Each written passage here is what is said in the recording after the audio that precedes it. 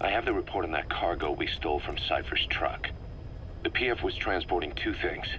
The analysis of that malachite has come back first. Naturally, the main compound is copper.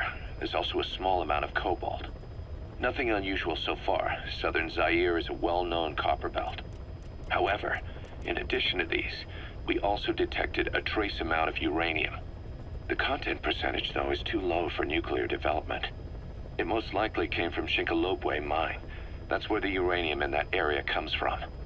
The mine's closed, as all the high-purity uranium ore dried up a long time ago, but you could probably still find it there in small quantities.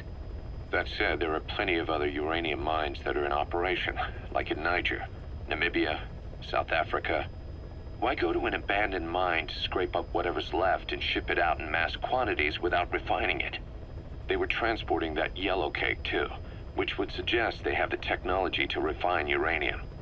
Anyway, that about sums it up. Unfortunately, the analysis of that yellow cake is taking a little longer. I'll let you know when it's done. Boss, sorry to keep you waiting. We finally finished analyzing that yellow cake Cipher was moving. There was nothing unusual about the composition of the yellow cake itself. Most of it was oxidized uranium, with the rest being impurities, various metals as well as traces of organic matter. What's interesting is the composition of these impurities. When we checked them against the impurities found in the copper ore, it was clear the yellow cake didn't come from Shinkolobwe, meaning they went to the trouble of mining two sources of uranium, then transported them together in different states. Another thing, we detected a very thin layer of highly enriched uranium in the middle of the yellow cake. Now that is very interesting. It may not be a lot, but it points to the existence of uranium-enriching technology. After all, yellow cake can't naturally produce highly enriched uranium. If they could mass-produce this, they'd be just one step away from a gun barrel-type nuclear bomb. But uranium enrichment requires advanced technology and a large-scale facility. If that kind of place existed in Zaire, the Soviet Union wouldn't sit idly by. And there's another question. Where were they transporting the yellow cake and malachite uranium? The first place that comes to mind is South Africa.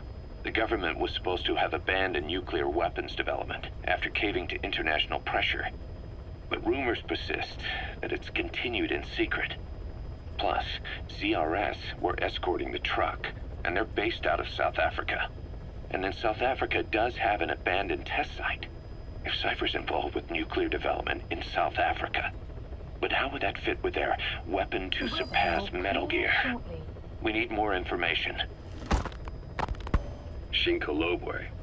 There's a name I haven't heard in a while. The U.S. bought a lot of uranium from Shinkolobwe mine during World War II for the Manhattan Project. They even sent a squad from the Army Corps of Engineers to reopen the mine after it was flooded. That's how good its uranium must have been. With that, the world's first nuclear test was a success. Shinkolobwe uranium might have been used in the Hiroshima and Nagasaki bombs too. Just hearing its name is like seeing all the phantoms of the war rise up to haunt us. But all the uranium's dried up, and the mine's been closed for years.